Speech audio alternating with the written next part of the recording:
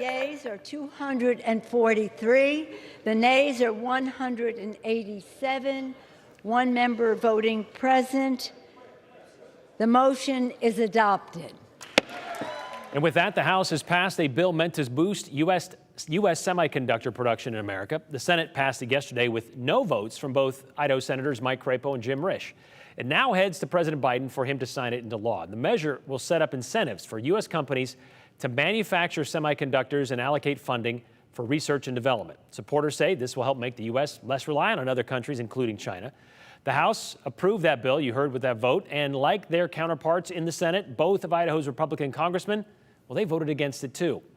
Representative Mike Simpson released a statement that read in part, bringing semiconductor fabrication back to the U.S. is a pressing matter for both commercial and defense needs. I was proud to support CHIPS for America when passed as part of the fiscal year 2021 National Defense Authorization Act. However, the CHIPS Plus bill the House voted on today was a far cry from a clean bill to support U.S. competitiveness. Representative Russ Fulcher also issued a statement, and that read in part, quote, while we cannot understate the risk currently posed by China's position in the semiconductor market, we also should not understate the current devastating effects of inflation, which is further exacerbated by more government spending.